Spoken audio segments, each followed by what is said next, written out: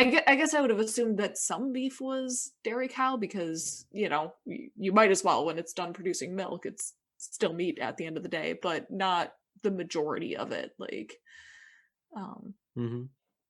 especially because like you can get a lot more milk out of one cow than you can get beef out of. Like each cow has exactly one cow worth of meat. Right. Um, Yes, that's where accurate.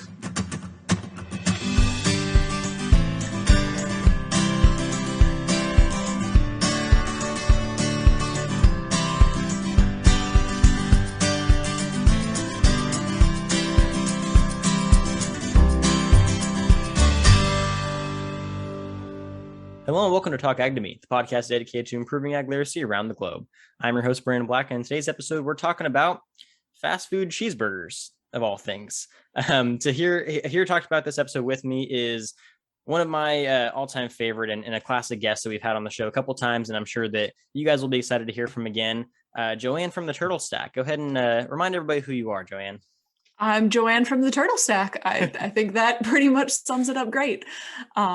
Yeah, my name is Joanne. My podcast is TheTurtleStack. It's kind of just a place where I interview people about random topics that make them happy. Brendan and I have gone back and forth on each other's episodes a few times, and you're always wonderful to talk to as well. So I'm happy to be here today.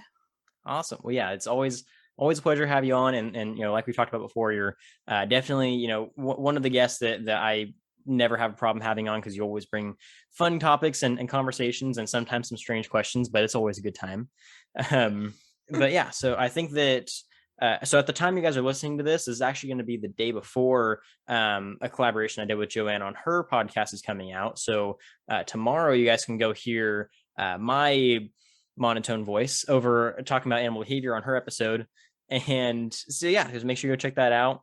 I wanted to make sure I got this in because there's a possibility that Joanne might be leaving the podcasting community sometime soon. Just life happens. It's understandable. We've had friends in the past that have had to back off of their shows. It's a crazy thing to manage all at once. So I want to make sure we got her in for at least one more great episode, and it doesn't mean it's gonna be the last one, but get your voice out there once again. Yeah, absolutely. Yeah, I'm in the process of wrapping up my own podcast. I'm still going to be available if people reach out to me, but yeah, my own stuff is getting set aside so that I can do some other personal projects. Yeah, and I definitely can't blame you for that. I mean, there are times that I've almost been in the same boat, but besides that, getting back on the topic at hand. So Joanne reached out to me and said that she had a curious question about cheeseburgers, which if anyone has listened to this podcast before, you know that cheeseburgers are my favorite food of all time. So of course I was interested. And she was curious about what it takes for a fast food cheeseburger to exist. Is that accurate?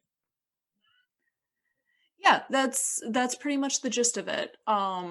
It's one of those things where I feel like cheeseburger is one of the most staple classic American foods, but when you actually look at it, it has a lot of different ingredients that I'm assuming come from different types of farms and, different transport processes, and some of it, like the cheese and the bread, need to be processed differently, and yet it all comes together for somewhere between $1 to $5 depending on the chain, which doesn't make sense.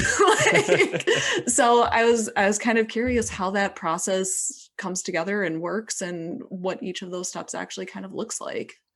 Awesome. Yeah. Well, it's a topic that we've kind of danced around before on the podcast in terms of the production chain and the food supply chain and how a lot of that stuff works, but we've never I've always wanted to have a specific, real example of a food like milk, for example, and follow that the entire chain through. I think a fast food cheeseburger is a perfect thing to use, especially because of how many different parts of it need to be produced, in order for it to exist.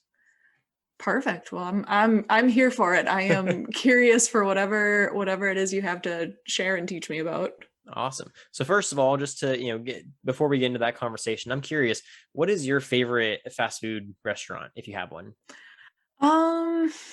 I don't know. It's really hard to say because it's different places for different moods. I'm a big fan. We have a chain called Culver's in the Hmm. Midwest, but I don't think it's across the country at this point. Mm-mm. But they do frozen custard is kind of like their frozen custard is super, super good. And then, cheeseburgers and salads and chicken meals and stuff like that. And they're just kind of they're a nice like mid like they're a little bit high quality compared to some of the more traditional fast food places, but they're still cheap and fast. So they're Hmm. kind of a nice in between fast food, in my opinion. Hmm. Um, but yeah, I Awesome. mean, I like all of them. I I am not afraid of fast food restaurants. That's awesome. Yeah, I unfortunately have a fast food addiction myself. I've been able to break out of it a little bit. I've been cooking at home again, but yeah, lately I've been eating fast food quite a bit. So I indulge in all of them. It like you said, it kind of depends on the mood I'm in. I'm a Mhm. big sucker for McDonald's, even though I know that's like one of the big ones that everyone's like, no, don't go there. But I love it. Yeah. Um, I mean, there's a reason their slogan is "I'm loving it" because I am. But no, I mean Wendy's. We actually have a fast food restaurant in my hometown of Tulare that's not it's not like a chain, although there are a couple restaurants in different parts of California. So I guess you could say it's like kind of a chain, I guess, but it's not like widespread. It's kind of like a little mom and pop like burger stand, but it's still considered fast food. It's called Wimpy's, which I don't know if you've ever seen the Popeye cartoons. Yeah. So you know his best friend Wimpy who eats cheeseburgers all day.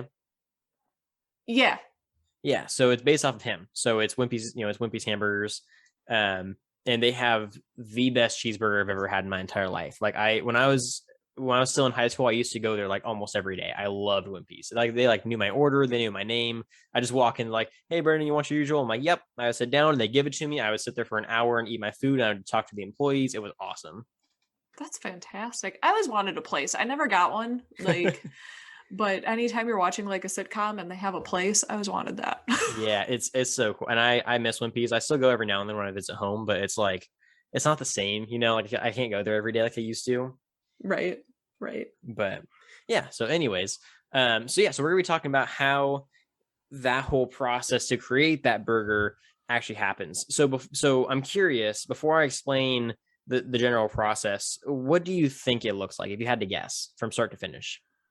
I honestly don't know because I would believe a lot of different theories. Like one theory that I have is that different chains have kind of their own farms that they use to produce what they need and they basically pay people because they're like, well, we need this much cattle, this much grain, this much tomato, and they just kind of self supply that way. Like that makes sense to me.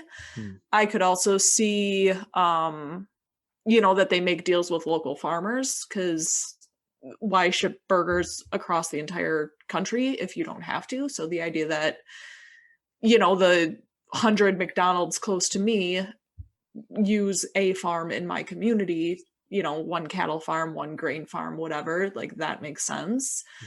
Hmm. Um, as far as like the processed foods, I would think that they're making them themselves, probably like in a factory outside of the restaurant. Obviously, your minimum wage uh, back fry cooks are not making cheese or making buns, but I'm guessing fast food chains have their own facility that they're processing that stuff. But I would also believe that, they're buying craft singles. Like I don't know. All right. Well, I mean that there's definitely a lot there that's some of it is more accurate than others, but there's a lot there that is understandable, where that's coming from. I mean, like we see on TV some of that stuff that it makes more sense if they did it like they had like their own farms and they did it all themselves and like, it would make more sense from a logical perspective, but there actually is a little bit more of a complex food supply chain that makes a lot of that stuff possible and takes out all of the need for those restaurants to do their own work and to have their own farms and all that. Um, so I think that's kind of the best first place to start is I'm going to kind of skip your first question and go to your second question, which is they do not have their own farms. Most operations don't. Um, I'll say fast food restaurants specifically don't have their own farms. A lot of like nicer sit down restaurants might. I mean, I know like Harris Ranch here in California, they obviously are a restaurant attached to a beef ranch, so like, that's like their whole shtick. But most fast, like your McDonald's, your Wendy's, your Del Taco, your Burger King, like they're not going to have specific farms dedicated to just producing meat for McDonald's or just producing cheese for McDonald's. They tend to get their resources from a specific supplier. So it might be Cisco, it might be like there's some other companies that get all of those resources and then sell them to those restaurants. Um, and that's part of that supply chain. So it might be easier before I get too far into this to just kind of break down the supply chain on a basic level first, and then we can kind of go into each part of it, if that makes sense. Yeah, that would be wonderful. Okay. So in its most basic form, because it's going to change depending on what commodity you're talking about, like milk is going to be different than meat, this is going to be different than grapes, and like, all that kind of stuff. But basically, it starts with the producer, obviously the farmer, whoever is actually creating that food product. If they're growing it, if they're raising it, if they're the one that's producing the calves that are going to go and be fed, and all that kind of stuff. Whatever their role is, if they produce the food, then they're the first step of the chain. They're the producer, and then that product then gets transported to the processor. So the processor for like meat would be the slaughterhouse, and then they clean the meat and they clean the carcass and like get all the meat and make the cuts and everything and then package it and all that kind of stuff. um for like citrus or for like other like fruits, they have like cleaning machines that they use, and they detect any like diseases with it so they can throw it out, and they measure it by size and like all this kind of stuff. For like milk, they pasteurize it. Like that's so like each different product has like a different type of processing, but it goes into the processor, and that's kind of like the first step of preparing it for food service.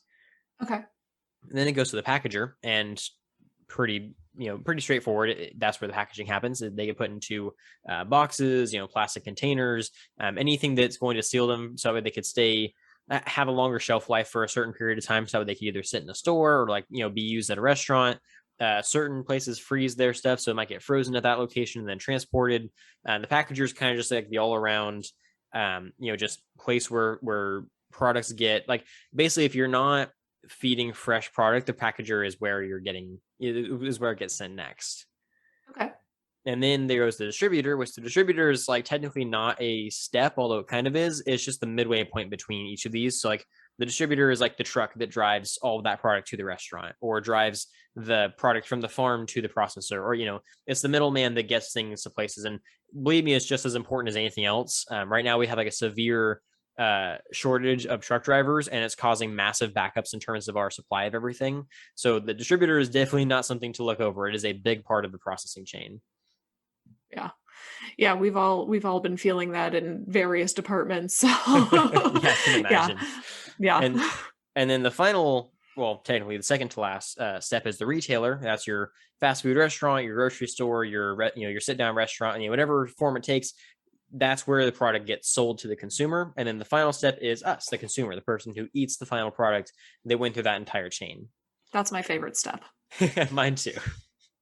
So that's the entire food supply chain from start to finish, where all of our food goes. And unless the food is sold on the farm that it is produced on, every bit of food that we consume in the entire country goes through that entire process.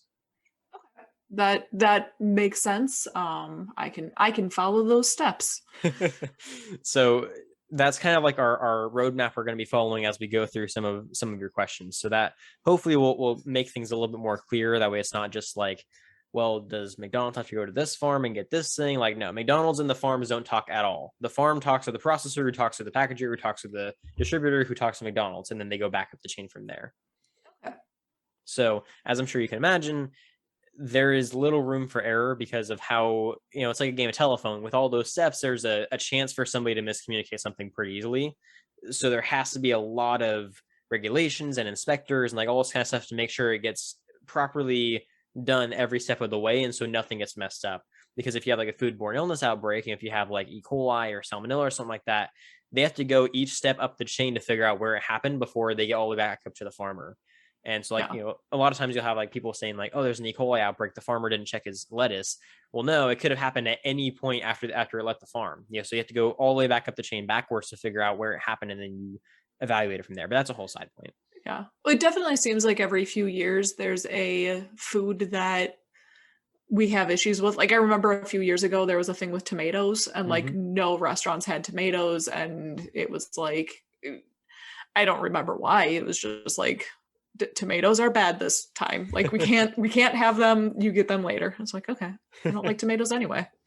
Yeah. So that, yeah, I mean, that I think there was an E. coli outbreak with tomatoes, but I mean, there was the romaine lettuce outbreak, which I don't know if that, I think that was a national thing. It was at least in California.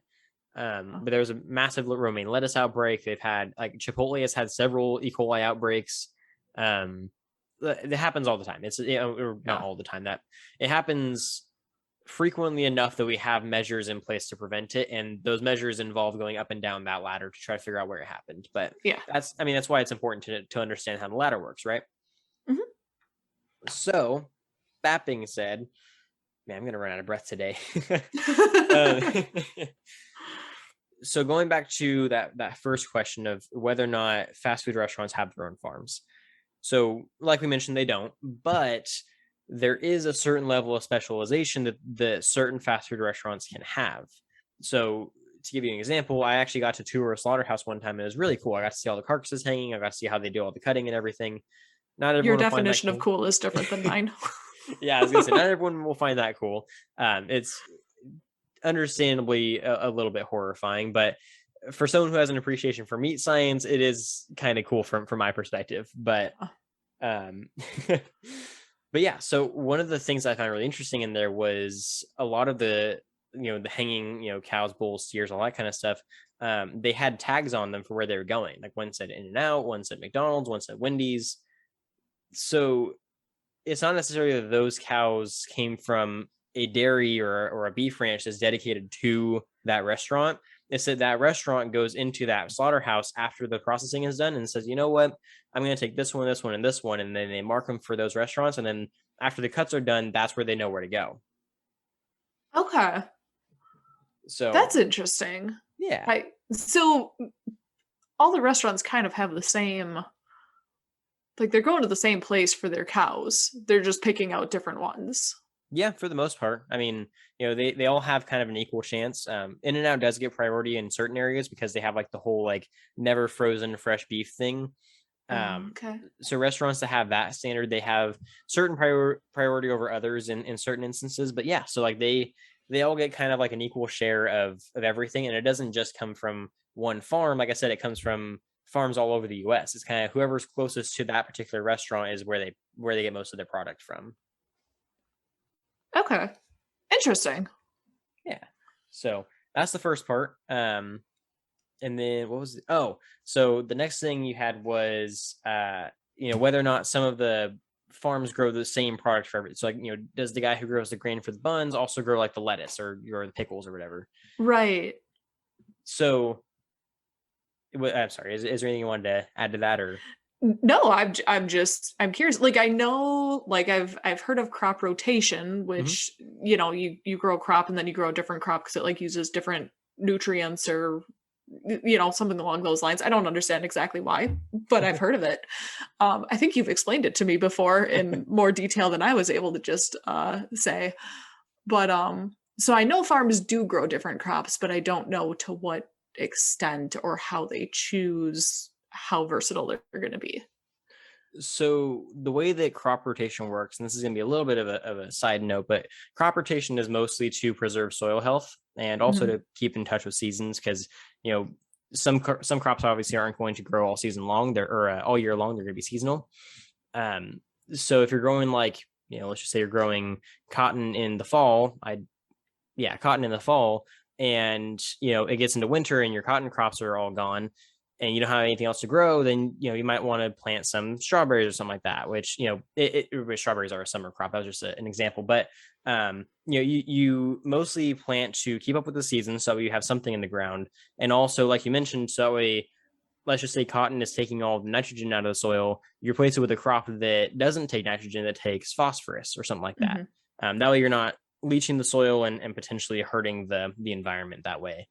Um, so that's the main purpose of crop rotation. But in regards to the fast food question, most of the producers that are going to be growing, like, the lettuce and the cucumbers for the pickles and the tomatoes and the onions and all that sort of things, most of them are going to be monocroppers. So they don't necessarily have like a lettuce field over here and a tomato field over there. It's more like they're going to have like one tomato field, and then depending on the crop, because some of those crops might be able to be interchanged, from season to season, they might switch over.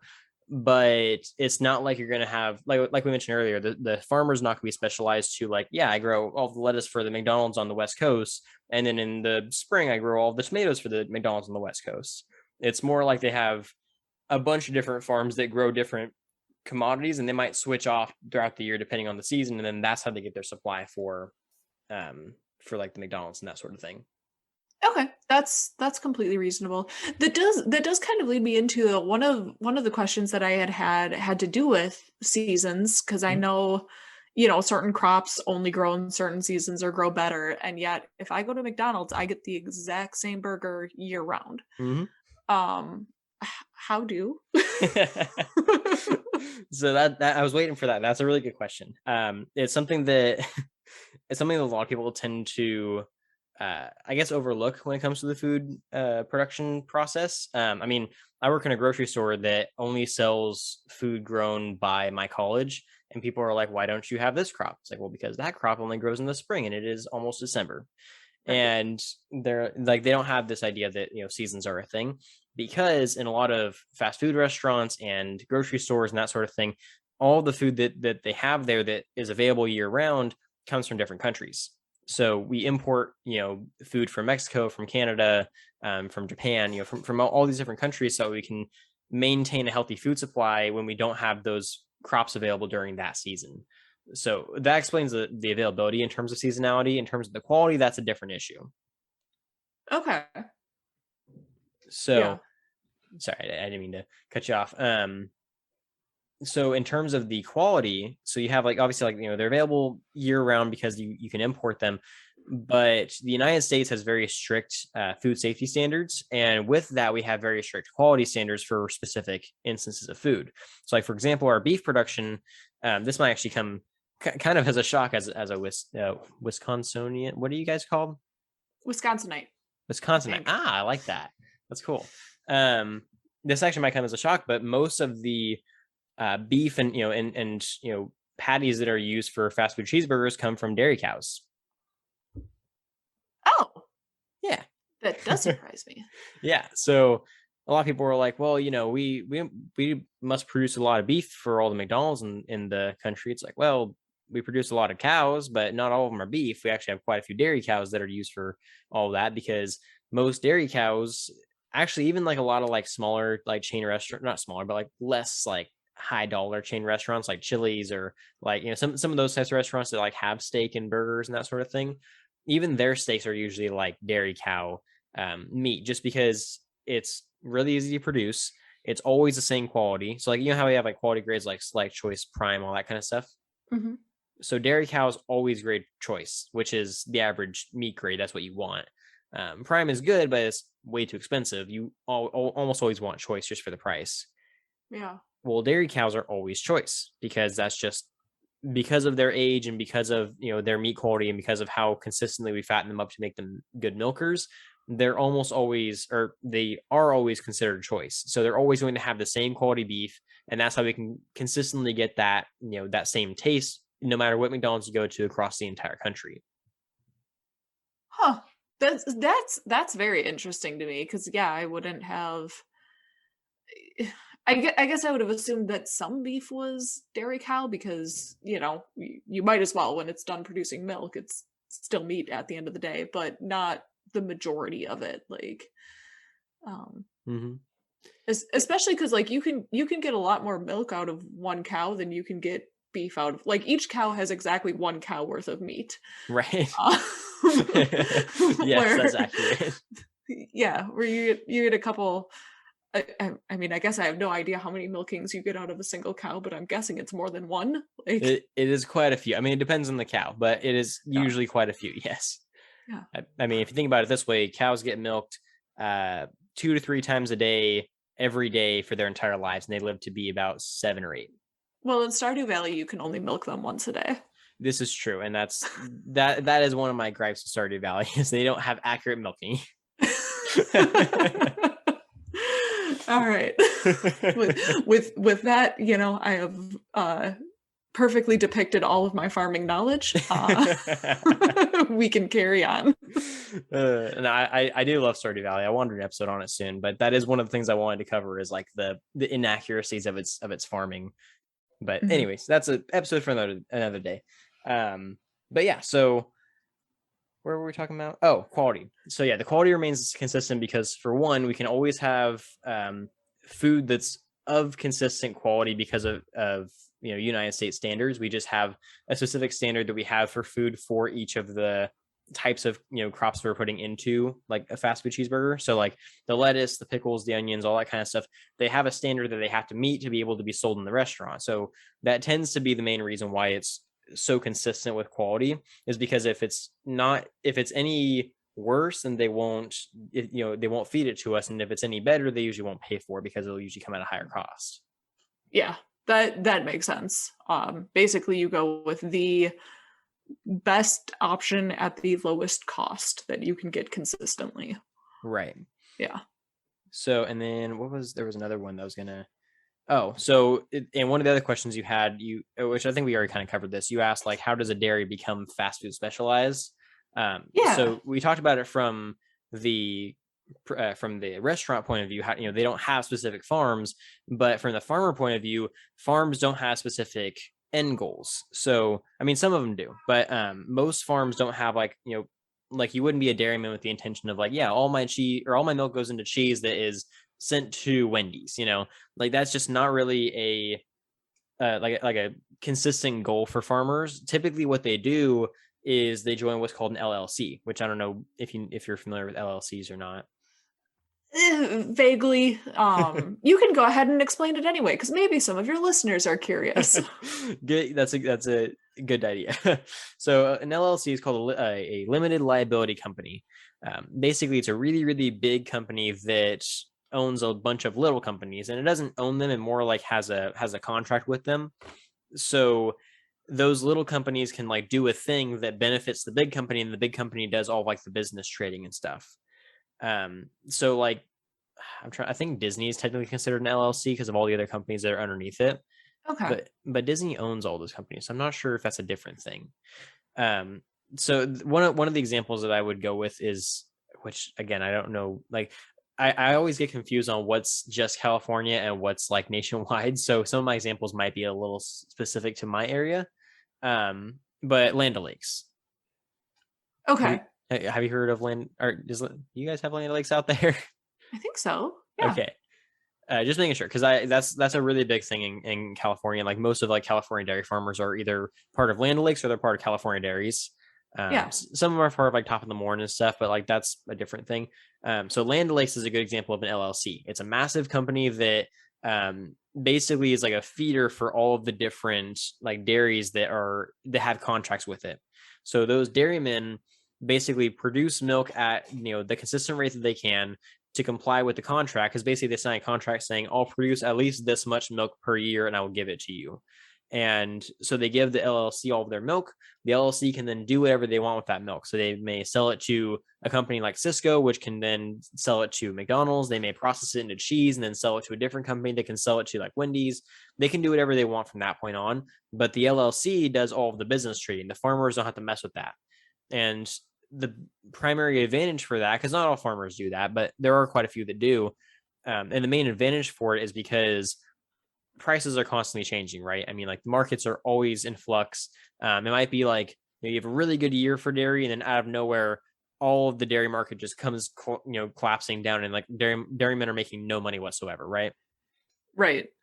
So LLCs basically account for that and fix it. So if dairymen are part of an LLC, they might be able to give all of their product for to the company, and then the company will pay that dairyman a consistent price for it. So if it's a really bad year, the dairyman can count on not being in the gutter because he's getting that consistent price no matter how low the markets go. Only problem is the reverse is also true. If it's a really good year, he doesn't get those benefits because he's locked into a contract that restricts the price that he can get for his milk. Okay. I mean that makes sense. I mean it kind of feels like it has some overlap with insurance. Like it's Mhm. sometimes you benefit, sometimes you don't, and you just kind of assume that in the end you're gonna pretty much break even from it. Yeah, and that Uh, that's the basic idea of it. It basically just gives the farmers insurance. It's like market insurance. It's to make sure that no matter how bad the economy is, they'll still be okay.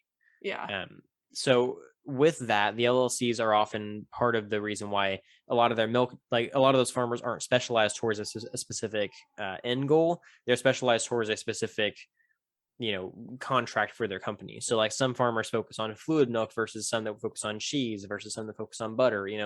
All of those things are specialized for the farmers, and that's why they choose like certain breeds versus others, Holsteins versus Jerseys.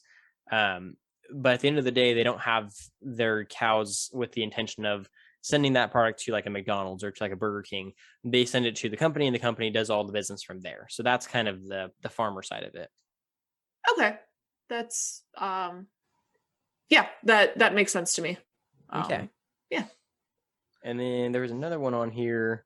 Oh yeah. So we covered that one. We covered the cheese one. I think we talking about. I told you I have a list. I have all your stuff. I wanted to cover this properly. yeah, Um, uh, yeah. I kind of just sent you a list of smattering of different questions dealing with the process and how it all comes together, and um it's been a lot of interest. One of the things that wasn't on the list, but I feel like we've touched on, maybe skirted around, but not specifically said, is at what point does it become, say, like a McDonald's beef patty? Because so you've got the farm, processing, packaging, distributor, realtor, mhm. or retailer.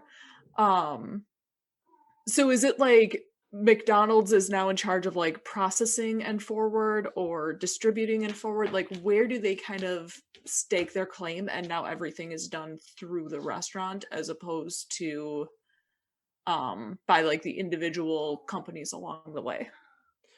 That's a really good question. I think it depends on the restaurant. Like for McDonald's specifically, I would say it probably happens at the like distributor level, because the distributor, like I mentioned, is the truck driver, but it can also mean like that LLC that sends it off to the different retailers and that sort of thing. That's like you have like crop brokers, so people who do a lot of like broking and stuff like that for different agricultural commodities. Mhm. um that's the kind of stuff that might fall into. So like right before that retailer step, either on like the distributor or like maybe even the processor level for some restaurants. But I think for McDonald's, it's more like they have the overarching company that is producing all of this stuff, and then they sell it down to the distributor, which might be like your Cisco, like your like the supplier companies, and then they are the ones that sell it to McDonald's. So technically, I don't think it becomes a McDonald's property ingredient until it reaches the store, pretty much until McDonald's buys it from whatever the larger company is that's selling it. Interesting. Okay. I mean, that's again, it's fast food, and especially the fast food cheeseburger, is kind of the staple, like quick, easy food. Mhm. But it's really not. Which is, kind of why I'm curious about so much of this. Yeah, and I know that. So one of the other things that we kind of touched on but didn't go into exactly, but like one of the things was like how many acres of land are dedicated to just fast food tomatoes. So like we mentioned, Mhm. like farms aren't specialized specifically for like fast food tomatoes, so the answer would technically be zero. But there is a like if you look at as a total how much of agriculture contributes to fast food, because as you mentioned, it is the easy product to get your hands on for food, and it's like Right. it's fast and it's cheap and all this kind of stuff. There's so much of agriculture that gets contributed just to fast food and just restaurants in general, that it's like kind of crazy that people don't realize how much work goes in behind the scenes. Yeah, I would imagine so. Do we have any like numbers, like a percent of um food that goes into fast food specifically, or I mean, honestly, I'm kind of curious, like how many cows a day an individual McDonald's goes through. But I kind of didn't want to ask that question specifically because I also kind of don't want to know. So I asked about tomatoes instead. I mean, that is an interesting question, to say the least. I I can't seem to find any numbers on exactly how much food that's like produced in the US goes into fast food. Cause the other problem with that Mhm. is, like we mentioned earlier, a lot of it is coming from out of country. So there's a lot of Oh, yeah. crossover with that. There's a lot of stuff on how much people spend on fast food, but that's a whole different issue. Yeah. Um, no, but I mean, in terms of like, how many cows a McDonald's would go through, you'd be surprised how much meat is on a single cow. So it might not be as much as you might think. I mean, it's still going to be a Huh. lot. Don't get me wrong, it is a lot. Um, Yeah. but one of the big things, so I know you mentioned that, it's like it's a $2 sandwich that includes, you know, just like days and days worth of processing and like months of cultivating and tons of work putting into all these different, like it's got live animals in it, it's got all these different crops, like it's got so much, so many International travel. exactly. Yeah. There's so many intricate things going into this single sandwich that it can't just be $2 and be that easy, right? Right. So on that front, I will say a lot of the reason why it's so cheap and so easy and so efficient is because, for one, when fast food was invented, it was kind of like everyone was like, "Psh, yeah, that's not going to take off," and then it did. Um, and when it took off, there were a lot of innovations to the actual production that made it really efficient and really easy.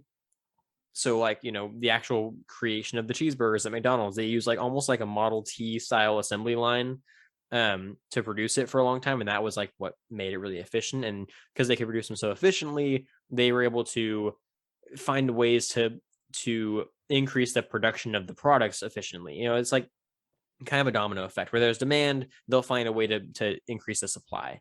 Right. um so one of the big things I would suggest keeping in mind to kind of make some of it make more sense is buying in bulk. So I mean, like, yeah, there's a lot of tomatoes that are being sent to McDonald's, but because of how many of them they're buying at once, they are cutting down the price quite a bit, and so that gives them the ability to cut down the price for us.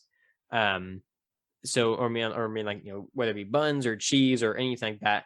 And then as far as like the live animals go, it's such a small fraction of a live animal that it really isn't going to be all that much money. um so, like, for example, all of the meat that makes up like cheeseburgers and that sort of thing is going to be mostly ground beef, and ground beef is a lot of leftover meat that comes from a cow, and there's a lot of ground beef on a single cow. I mean, let's just say we take one cat, like, this is just to give you an example. So a full grown steer, a beef animal, is about 1,200 pounds, give or take.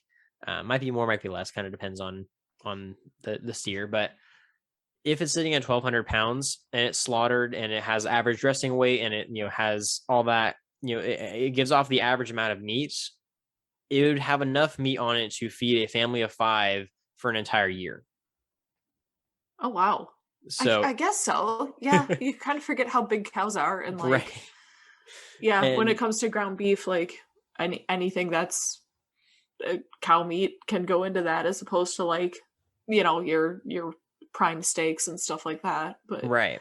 it's still, I don't know, it's still like a whole cow. No, I No. feel bad that a cow died for $2, but I guess he died for a large amount of $2. Right. No, and I definitely, I see where you're coming from, but if you think about it, like, that one burger is probably like, of all the meat that one cow produced, that one burger was probably only like maybe like 80 cents of the whole thing. Like, it's really Yeah. not enough to justify it being more money. And because of how quickly they could produce it, and because, again, it's lower quality, like if these were like, prime level, beef animals that they were butchering, then maybe there'd be a conversation to have an increase in price. But I mean, it's just like your old cows that are done milking for, for the rest of their lives. They get turned into a hamburger. It gets a little bit cheaper with that idea. Yeah. So Yeah, all right, I can accept that. I guess so when you said 1,200, now I'm not the world's smartest person. My math might be completely wrong here. But even if you assume half of that is parts that we don't eat, guts, bones, mhm. the steak that's getting picked from first, and you say there's 600 pounds of ground beef. That's, if I'm not mistaken, about 2,400 quarter pounders, right? Because a quarter pounder would, yeah, you'd get four. Yeah. 4 of those out. So it's like, yeah, okay. once you divide that up into that much meat from one steer. Now, I don't know if my half is a good assumption or not, but I figure it's at least a starting point. So your average beef animal, and this is again, we're talking about like beef. If we're talking dairy cows, it's a different story. But sure. just going with your hypothetical, your average beef steer is going to have a dressing percentage of about 62. So that basically means of all of the weight of the entire animal, only 62% of it is usable meat. Okay. So like if we take off the head and the legs and like like you mentioned the organs, because like the organs still get used, but they're used for like other stuff in different countries. Like Right. we don't use them for our stuff. But like all of that, like spinal cord and the brain, because we can't eat that because it's illegal. Um, all that kind of stuff. When you get left with like just the meat and like the muscle that's left over, so like if Mm-hmm. it's 1,200 pounds and you get 62% of it, that's 744 pounds right there. Yeah. Yeah. And Which is a so lot of quarter pounders. it is a lot of quarter pounders. Yeah. So like that's like probably close to 3,000 quarter pounders. Right. Yeah. So which I mean I'd be willing to bet that they probably sell probably close to that in a day, I would assume. So Yeah, I wouldn't be able to guess what, even an individual McDonald's goes through in a day, much the less like the whole kit and caboodle. So, but yeah. Yeah. You get a lot of um cheeseburgers out of one cow. this we That's what do. I've learned today. Wow. Okay. Well, I was a bit mistaken. Okay, so this is on McDonald's as a whole though. Mhm. So worldwide, McDonald's sells 50 million hamburgers a day. My goodness. But That's so many. that's every McDonald's combined though. That's not like an individual. Right. That's still That's a like, lot of burgers. that's a lot of burgers. So That's a lot of cows. if we were to say those are all, quarter pounders. So Mhm. let's see. So one cow or one beef animal, and we're being a little bit generous here, but Right. one beef animal can surmount about 3,000 quarter pounders, right? Mhm. So we're gonna do some really important math here. So that's about almost 17,000 beef animals A day a day for McDonald's. for just for McDonald's alone. That's not counting every other fast food restaurant, but that is worldwide. That's so many cows. How do we have that many cows? We have a lot of cows. I think I'm surprised by the number of cows that are in the world that we can go through that many a day for one freaking restaurant chain. So just to let you know, as of 2020, in the United States alone, we have 93.8 million cows.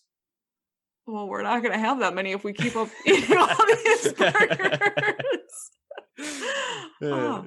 So yeah, so that's, I mean, for one, worldwide. So we're getting producers from other countries as well. It's not just the United States, Right. but a lot of it is going to be United States. That's the primary location for it.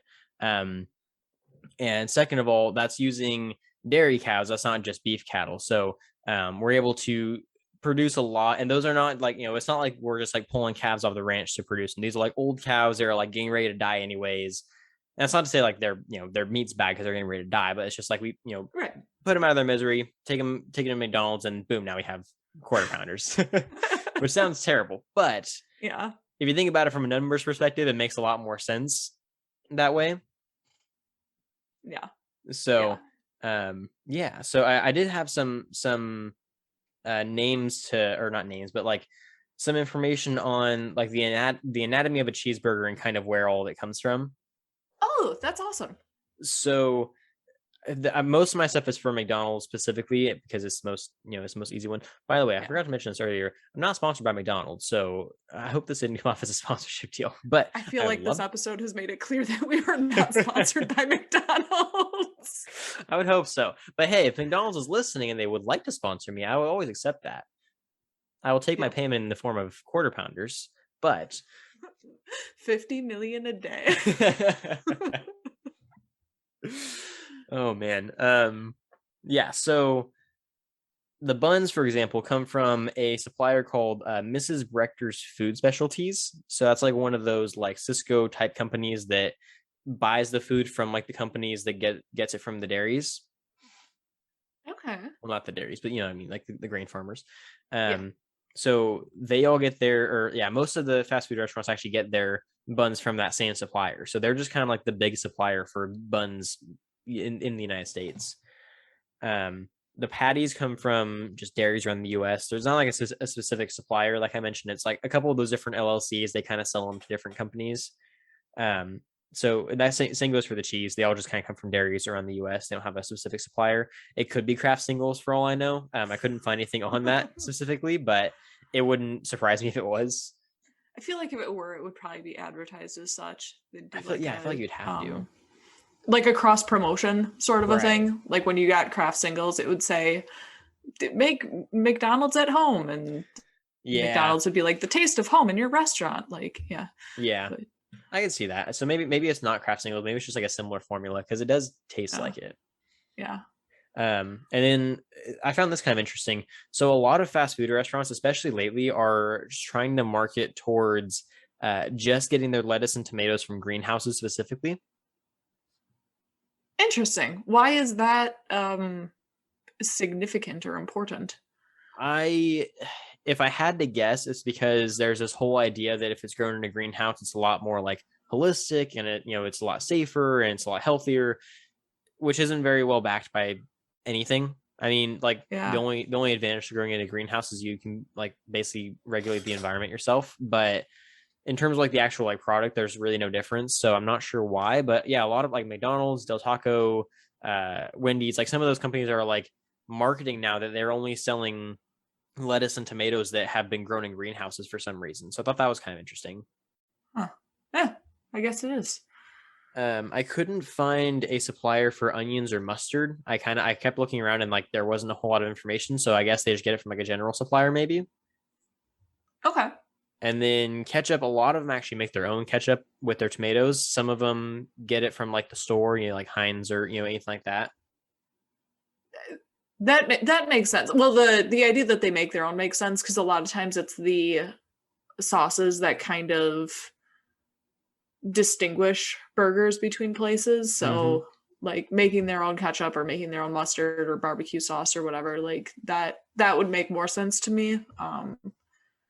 But Yeah, I would I agree. know, like there's also, because I know some fast food places, like when you get French fries, you get the little paper cup and you squirt mystery ketchup into a container.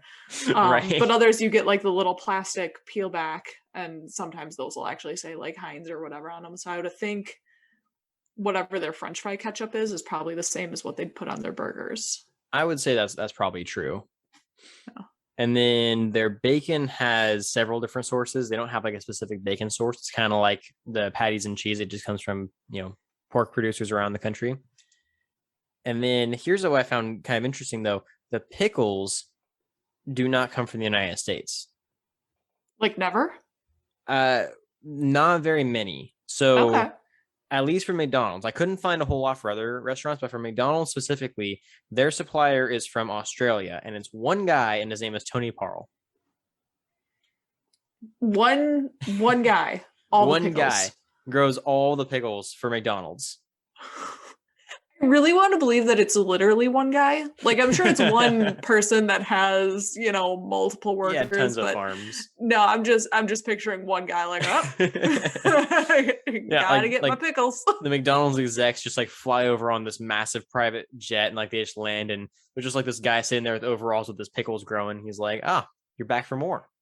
See, now I feel like if I were a fast food restaurant, I would be promoting like the taste the globe sort of, like we've Right. got Australian pickles, we've got Mexican tomatoes, we've got, you know, French bread, like whatever, wherever you get it from. Like I would think that that would actually be a really cool, like I could see it as an ad, I could see it as like a we're sourcing the best things from around the globe, but Right. Like I think that'd be such a cool idea. yeah. Um, I know that so the Del Taco actually does something similar to that. On their window, I don't know how often you go to Del Taco. No, I don't. I don't even know if Del Taco is around here. Oh, huh. I I'm love not Del Taco. positive. But I Um, do Taco Bell, but that's not the same. no, definitely not. I prefer Del Taco. People are probably going to sue me for that because I am actually not that big of a fan of Taco Bell, but that's beside the point. And that was before I found out how its meat is made. But Anyways, I don't um, want you to finish that sentence. it's not bad. It's just not great.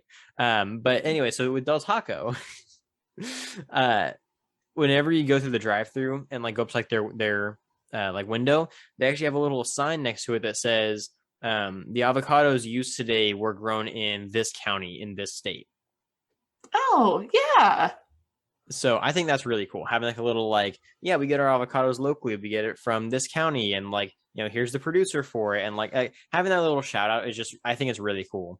Yeah, I think so too. Like it gives a shout out to the farmers. It makes people feel good about, who they're supporting, that it's Mm-hmm. fresh, that it's um and yeah, it's just kind of a neat little piece of trivia. It's also like Yeah. if you're like I am not a food connoisseur. Like I put the food in my mouth, I chew, I swallow. I don't pay attention to whatever I just ate. But there are a lot of people that like, oh, the avocado seemed a little, I don't know, stale today or a little too soft today. And if Mhm. if they find themselves particularly enjoying it, to be able to check and be like, oh, this place makes avocados that I like. Like there's a lot of people that I know that would appreciate that. I can't tell quality. I just eat.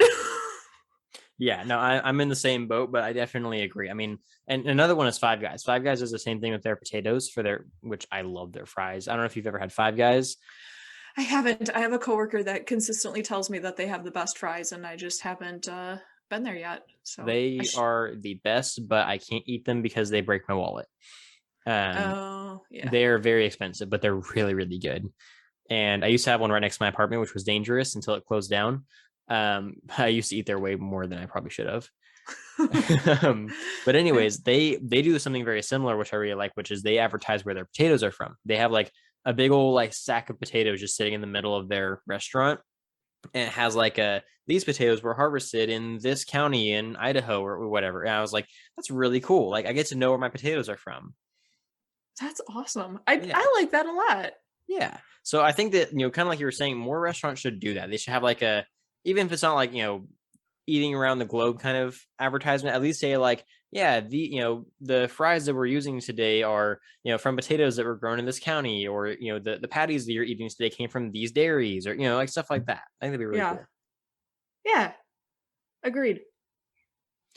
Yeah. So I thought that was kind of interesting. Um, that's kind of the breakdown that I was able to find of like at least like the anatomy of the cheeseburger, how like all those different things. And as we go back to the supply chain, you can now go back. Okay, so the producer of the lettuce sent it to the processor where it got cleaned and they got packaged. You can like see where everything starts to connect. And it's like this massive web of things that all go to one restaurant. Right. So Yeah.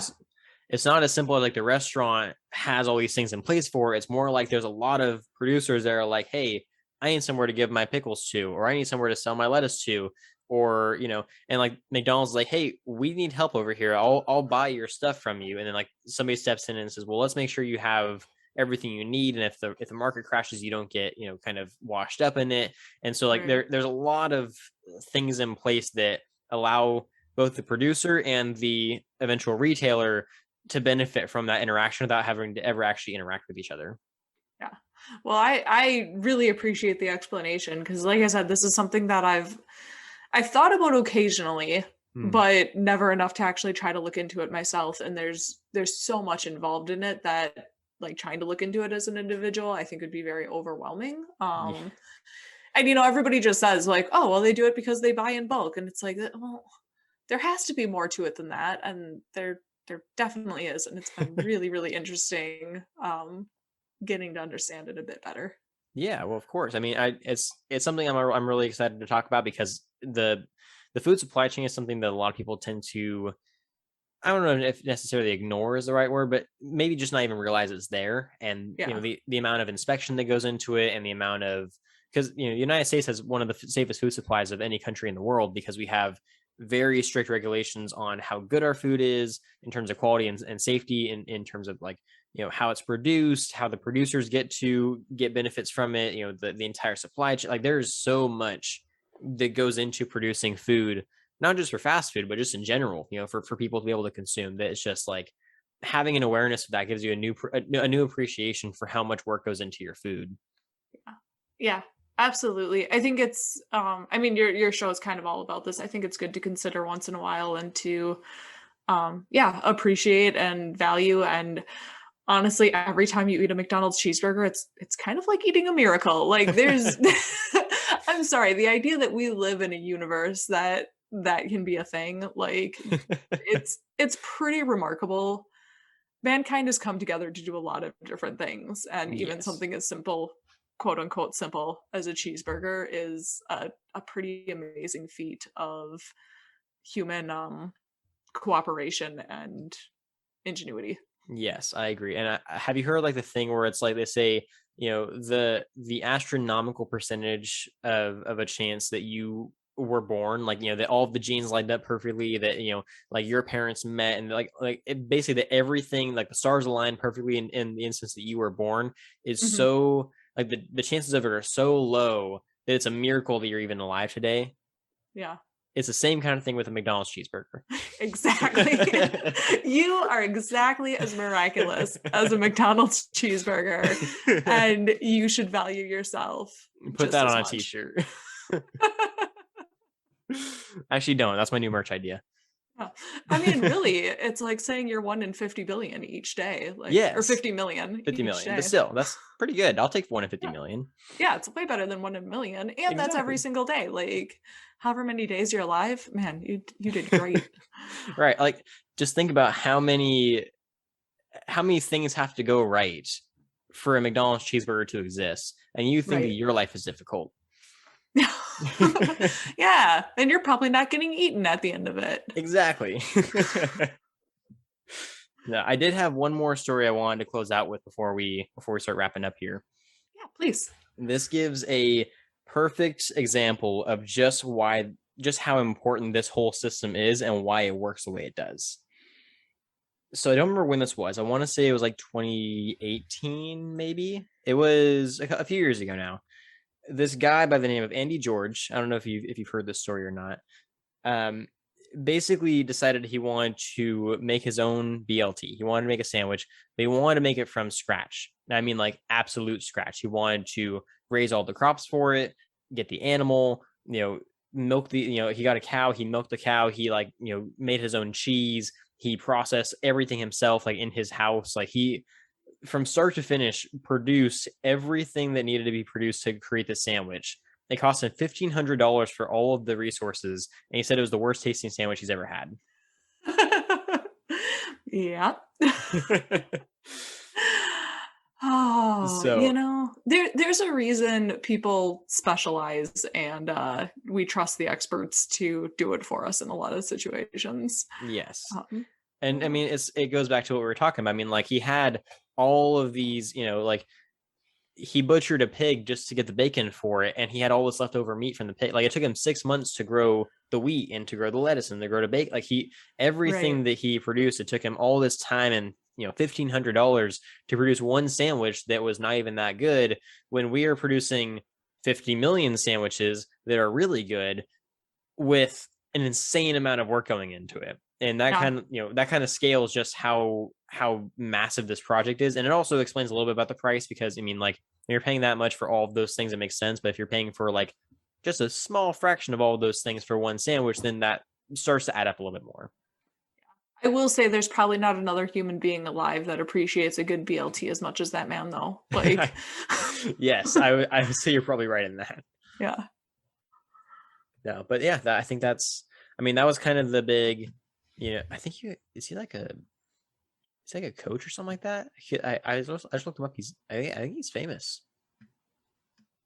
I, I mean, I'm sure he is. Fame comes in many different degrees, and me knowing a person's name is not one of them because there's a lot of big name people that people say their names and I'm like, I don't who. Yeah. But I Okay. know who Brendan Black is, so Yes, that's all that matters. yeah. Exactly. Okay, so here it is. Oh, that makes more sense. This was in 2015. He's a YouTuber, which explains way too much. And yeah, so he's from from Minneapolis, and yeah, he spent $1,500 in 6 months to produce a BLT that was not that good. Yeah. But yeah, so that Huh. that wraps up all of the things I had. Did you have any other questions or anything else you wanted to discuss in terms of that topic? I don't think so. I mean, you answered I think every single question that I posed to you when we initially contacted each other, and elaborated and made everything clear and wonderful. So this has just been a lot of fun and an absolute pleasure to get to talk to you again. Yeah, well, I'm really happy to have you back on. I mean, it was definitely a lot of fun for me. Like when when you proposed the topic, I was like, "Oh, this will be interesting." I actually have to do research again. And I was actually excited to like get to do research on a topic for an episode, Oh, and awesome. it was super fun. Like I was like writing notes on it. I was like, "Huh, I didn't know that." That's really like I learned a lot of things doing this, so it was really cool. Awesome. Yeah, when I proposed the topic, I was like, oh, he's going to be mad at me. No, it was a good one. I mean, it 20 was a very questions that are mostly unrelated to each other. Have fun. yeah. I mean, it was a very complex topic. Don't get me wrong, but Yeah, I think I did a half okay job explaining everything. you did a wonderful job. Thank you. Awesome. Well, I'm glad I was able to help. So, thanks again so much, Joanne, for coming back on. It's always a pleasure, and I know that you may be stepping down from your microphone soon, but you're always welcome back on this show because you're a valued guest and a good friend. Thank you. I hope to be back on again. Definitely, and I'm sure you'll have more wacky questions that's going to make me pull my hair out, but I'm excited for them. Yeah, that's kind of my brand, isn't it? Awesome. So yeah, I think that kind of wraps everything up. Do you want to go ahead and remind all the wonderful people where they can find you and anything else you want to promote? Yeah, my name is Joanne. My podcast is The Turtle Stack. You can find it pretty much anywhere you find your podcasts. All of my social medias are also under The Turtle Stack. If you want to get in touch with me, best thing to do is email theturtlestack@gmail.com. Like Brendan mentioned, I'm going to be stepping down from doing the podcasting, but there's a lot of episodes that are still up and there to listen to.